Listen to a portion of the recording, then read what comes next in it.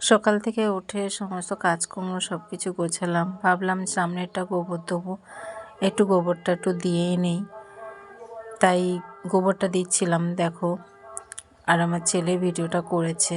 যাই হোক, শ্বশুরবাড়িতে যতই তুমি কাজ করো না কেন, কারোর মন পাওয়াটা ভাগ্যের বিষয়।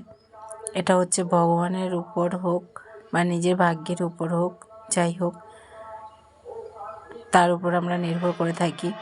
হাজার আমরা কষ্ট করি, যাই করি সংসারের জন্য, যাই কিছু করি না কেন, সারাদিন পরিশ্রম করলেও কোনো মূল্য পাই না।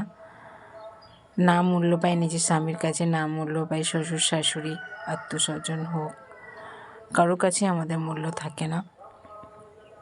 মেয়েদের জীবনটাই এরকমই। তাই যাই হোক, তোমরা ভিডিওটা দেখতে থাকো। আশা করি যদি ভালো লাগে অবশ্যই লাইক কমেন্ট শেয়ার করো, আর পাশে থাকার চেষ্টা করো। যারা নতুন তারা অবশ্যই পাশে থাকার চেষ্টা করো। আমি নতুনদের পাশে সবসময় থাকার চেষ্টা করি, বাট নতুনদের বলে কথা না, আমি সবার পাশে থাকার চেষ্টা করি।